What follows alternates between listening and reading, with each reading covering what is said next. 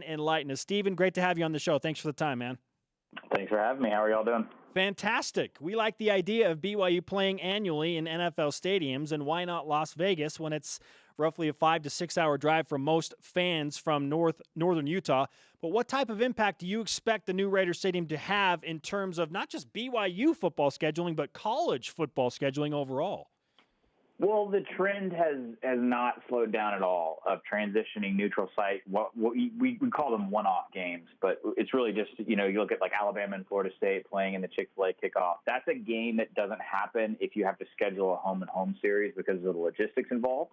So those showcase one-off games have become very popular in the playoff era, basically because people are trying to build strength of schedule. They're very lucrative for third-party organizers to get behind. Sometimes it's the NFL teams themselves. It just depends on how it's structured. Vegas makes perfect sense. It's going to be a brand-new stadium. It's a tourist destination naturally.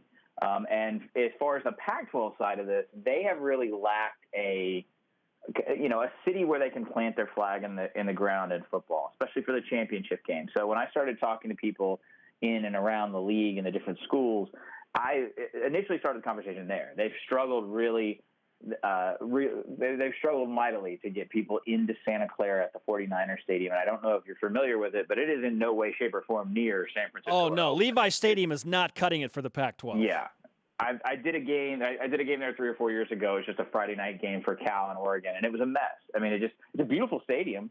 It's just not something that if you're a Washington fan or if you're an Arizona fan and you get 5 days notice, you want to go to the championship game. It's hard to get into. It's very expensive.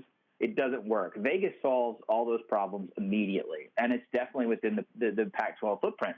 And so through those conversations about that league, BYU just sort of came up organically in conversation, mainly because when you talk about Vegas, a lot of people in the industry of college football talk about how well BYU does there. Obviously, there's a cultural stigma for people who don't understand, but it's exactly what you guys have said. It's population numbers. It's a very easy, drivable event. The thing that's always fascinated me covering college football is how well you can put a game anywhere and BYU is going to show up, and they're going to be an economic factor.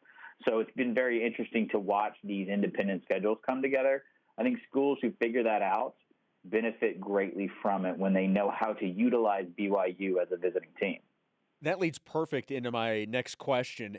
How many college football programs do you think could pull off an annual game in Vegas like BYU could? Oh, so UNLV will be a tenant there, essentially. We don't know the specifics of the agreement with the Raiders, but I have to assume it's going to be friendly to them. I think that was probably one of the things that kind of greased the wheels in terms of getting this done, was that UNLV would benefit from it. It won't be a situation where they're probably straight up renting it. So let's not count them. Maybe a couple powers in the West. And when you get to a certain level, BYU is extremely unique. Y'all know that. Notre Dame, extremely unique. But if you're a power in the Pac-12, I don't know if you want to put a regular game in Vegas and lose the home gate back at your stadium. Again, because of the LDS population and the fan base of BYU, you move around as much as you can to facilitate a national brand. So I think the answer is none. I don't know if you would move one of your home games or create a Red River kind of Texas-Oklahoma thing there every single year.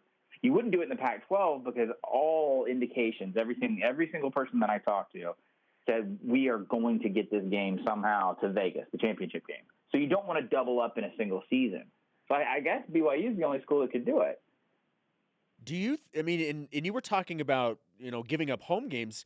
Is it your understanding that this would have to take the place of a home game? For BYU, is this something that for the BYU side of things? Is this not something BYU could do in addition to their full schedule of home games? Yeah, absolutely. Again, when you're an independent, you have the flexibility is endless. You get to be creative. Now, BYU's been stymied on the later end, on the back end of their schedule because most of the opponents they want to have what you saw in 2016. I actually have the schedule pulled up in front of me.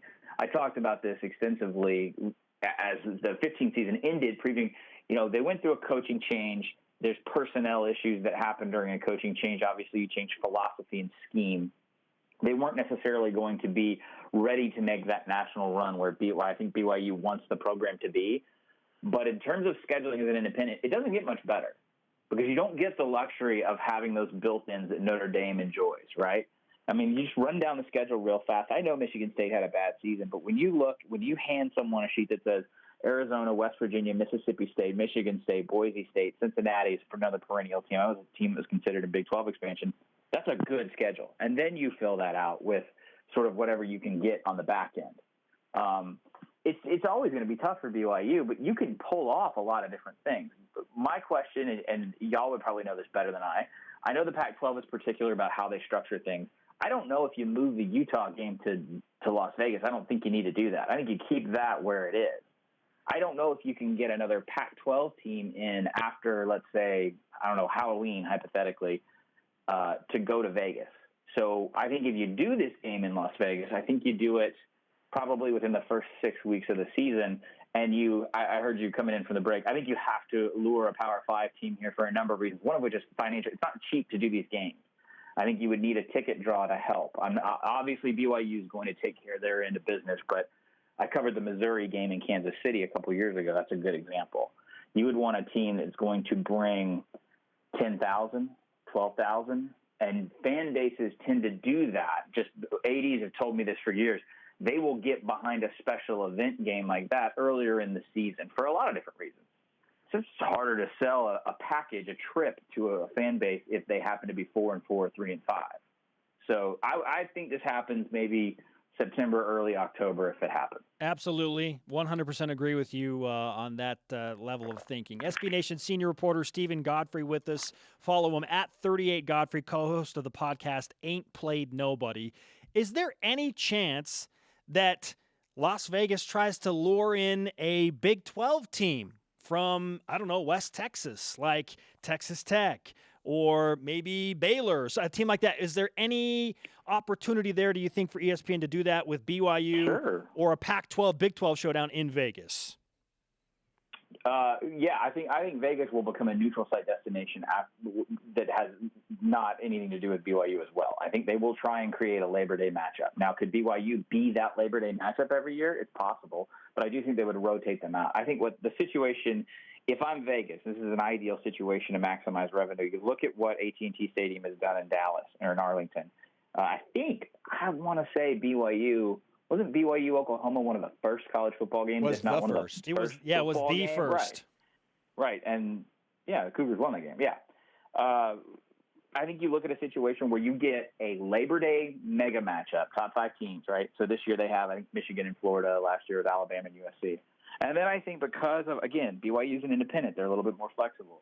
I slot them in, again, maybe closer to October and create a second game because that's what they do at Jerry World. You have Arkansas and A&M. They play that game every year at AT&T Stadium. And then so does Texas Tech and Baylor. I think you can fit 3 or 4 mega games because it's not like you're exhausting the local population. These are destination events.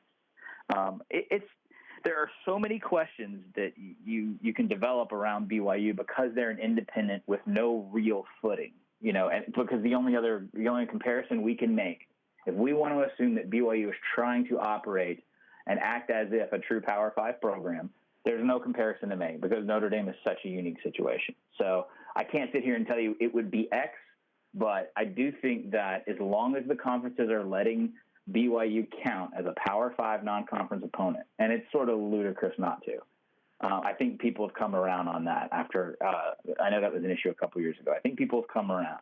If they acquit, hey, here's a great example. Let's acquit ourselves well in Houston against LSU. I'm not saying they have to win, but you go out there and you make a statement and you show that you can hang with one of the most talented rosters in college football. I think that's going to attract a lot of interest, and then that's when you bring in, hey, why don't you come to Vegas in 2020 or 2022? Stephen Godfrey of SB Nation with us on BYU Sports Nation. Great insight. We appreciate the time, and whenever you're covering BYU, we will surely find you, my friend. Absolutely. Well, thank y'all for having me. You got it. The senior reporter for SB Nation and co-host of the podcast Ain't Played Nobody, Stephen Godfrey.